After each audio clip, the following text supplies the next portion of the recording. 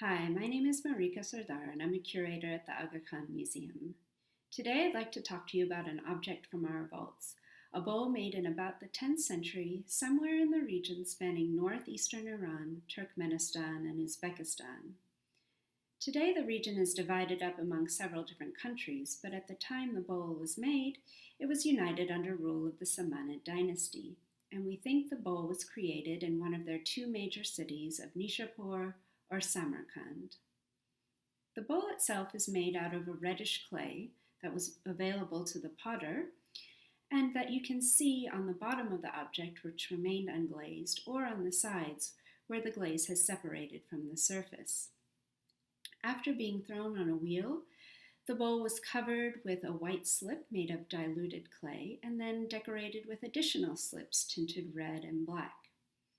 If you're not familiar with the Arabic script, you might not realize that this decoration is in fact writing.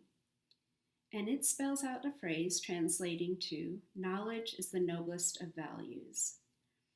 When we compare this writing to the modern typeset Arabic we use today, you'll immediately notice how much the letters have been manipulated, stretched, elongated, with decorative flourishes added, all in order to make a beautiful object and to have the words fit perfectly around the rim.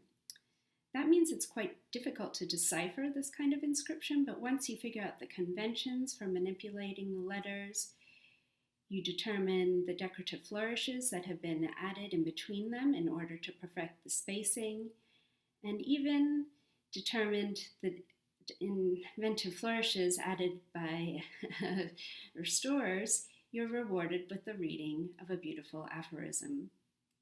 Now, hundreds of this type of object were made in the Samanid period, all making use of the same basic decorative vocabulary of writing arranged in a circular pattern. But as you can see from these examples also in the museum's collection, the effect can be quite different. In the bowl on the left, the potter has used a very heavy stroke and has augmented the design with various colored motifs, including the star-shaped item that was the inspiration for the museum's logo. The potter of the object on the right, on the other hand, has used a very thin hand and has elongated his very elegant black letters with only small touches of red to augment that black and white decor. The effect is quite strikingly different, so much so that you might be surprised to learn that these bowls both have the same phrase on them, translating to, "Generosity is the disposition of the dwellers of paradise." Now, the examples I've shown you so far are typical of the larger group in that they include proverbs about highly prized qualities such as careful planning, generosity, and hard work. Another group of these objects have sayings attributed to the Prophet Muhammad or the Imam Ali. In both cases, they would have been instantly recognizable to the cultured and literate elite who were using this type of vessel. And in that way, it reminded me of the type of object I just happened to see in the Gardner Museum yesterday in Toronto, made in 19th century England.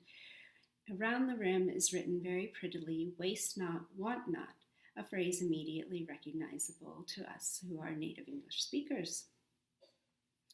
So the next time you see an object like this in the museum, you can certainly appreciate it for its refined aesthetic, quite modern in its approach. Or you can also take a minute to think about the inscription written on it, the knowledge it imparts, and how that would have enhanced the kind of gathering at which this kind of stylish tableware would have been used.